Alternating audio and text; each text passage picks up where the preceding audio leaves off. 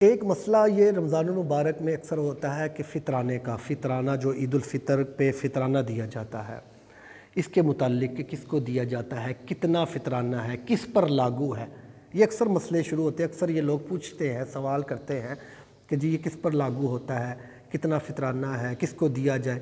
حضرات محترم، فطرانہ جو ہے نا، حضور اکرم صلی اللہ علیہ وآلہ وسلم کی حدیث مبارکہ ہے کہ فطرانہ جو ہے وہ ہر گھر کے ہر فرد پر لاگو ہے، چاہے وہ روزے رکھے یا نہ رکھے۔ اکثر اوقات کہتے ہیں جی ہم نے روزے رکھے نہیں تھے، ہم فطرانہ بنا دیں۔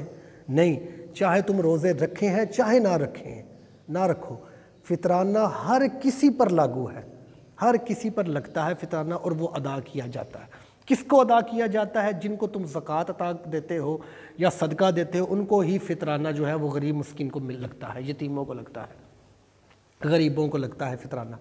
اور فطرانہ ہر کسی پر لاگو ہے، چاہے یہاں تک فرمایا گیا اگر عید چاند رات سے عید سے پہلے ایک دن پہلے کوئی بچہ پیدا ہو گیا ہے، اس بچے پر بھی فطرانہ ہوگا۔ فطرانہ دینے کا یہی ہے کہ انسان نے جو رمضان میں روزے رکھے ہوتے ہیں، اس میں کوئی غلطیاں کوتاہیاں ہو جاتی ہیں، اس فطرانے ادا کرنے سے اللہ تبارک و تعالیٰ ان کو معاف فرما دیتا ہے، روزے رب کی بارگاہ میں قبول ہو جاتے ہیں۔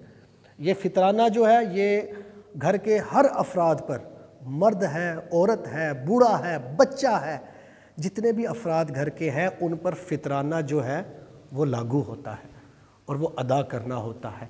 تو یہ جو ہے یہ مسئلہ یاد رکھیں کہ فطرانہ جو ہے یہ گھر کے جتنے بھی افراد ہوتے ہیں، چاہے اس نے روزے رکھے ہوں چاہے نہ رکھے ہوں، ان کا ادا کرنا ہوتا ہے۔